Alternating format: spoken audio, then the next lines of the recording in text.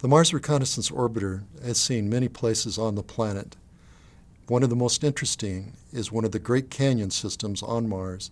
This is a branch of that canyon system called Candor Chasma. You can see the tortured ground that is there, the layers, the many buttes and mesas that poke up above this. The scale of these things is such that we're looking across a couple of miles of territory. There is no vertical exaggeration in the stereo image made by taking images at separate times on separate orbits. Some of these buttes extend up a football field in size. Fault systems that were produced by earthquakes, in this case Marsquakes, give us clues as to whether this is material that was eroded away or actually whether it was deposited and then eroded later.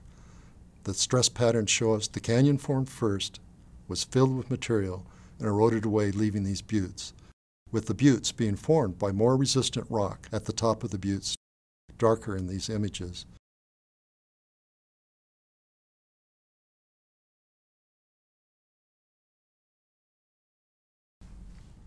One of the questions we have about Mars is where we see the effects of water on its surface. How did that water get there?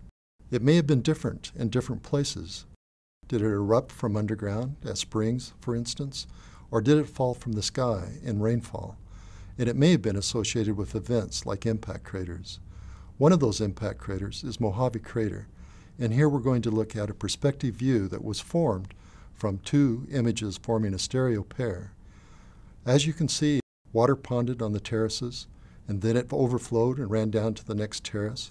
If you look at the rim of the crater, you see channels that run right up to the top. So these aren't springs. This must have been rainfall that carved this part of the planet.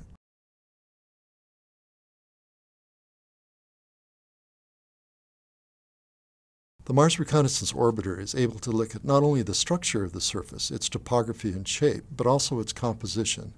We're going to zoom into an area called Nili Fosse that is very diverse, and that's shown here in false color. What we're looking at are the mineral signatures, fingerprints that appear in reflected sunlight, although it's at wavelengths that our eyes are not sensitive to. Straight edges are the edges of the images that were taken. We don't have complete coverage.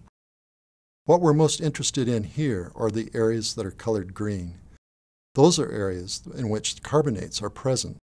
Carbonates indicate that here's an environment that could have been conducive to life, and if not life today, it could have preserved the signature of life that may have occurred in the past. That is, the organic molecules should also be preserved today if they were ever produced on its surface. This very diverse area shows a complex mineral signature and also shows that there are many different kinds of water environments on the planet. So water was not uniform in its activity. It may have persisted in some areas longer than in other areas, and its interaction with the rock has left us clues about what that ancient history was.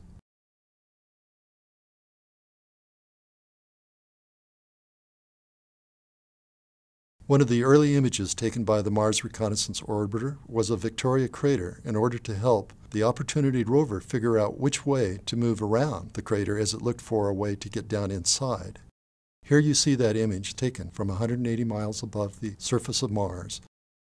We're going to use that image to zoom in and see what it would look like from the rover's point of view if it were on the edge of the crater looking out over it, and then match that with an image that was actually taken from the rover Opportunity on the Mars surface.